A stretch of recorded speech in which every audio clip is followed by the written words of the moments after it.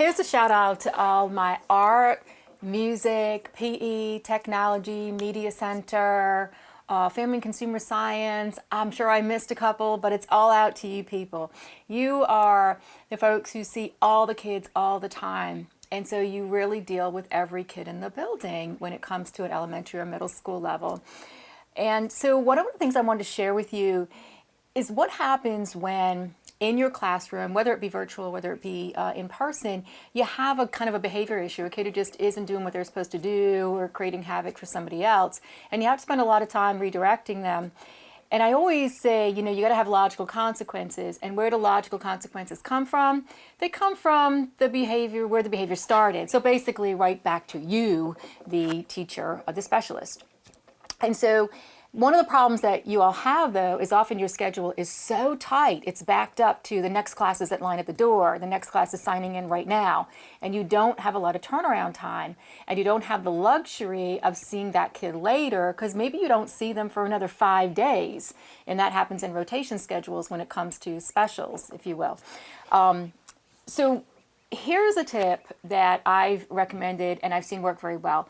If you have an issue going down with a kid in your classroom, and it is your classroom, all right? I know that sometimes we might feel different about that and kids might misbehave for us more because they might look at it as, oh, this is a break, so I can go and, really, tear it up in your classroom.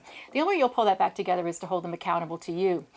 So what we want to make sure we have is a climate, whether it be virtual or in person, with all of our staff, so that if I call you up and say, listen, I got a few minutes at 2 o'clock and I need to go grab Mary or Jack or Polly or Ron or whoever it is, and I need to grab that kid and talk to him for a few minutes about what went down in our classroom this morning. That teacher, that classroom teacher of any subject should support you immediately. So if I knock on your door, I'm not going to walk on your door, but if I knock on your door and I say, listen, can I see Jack for a minute?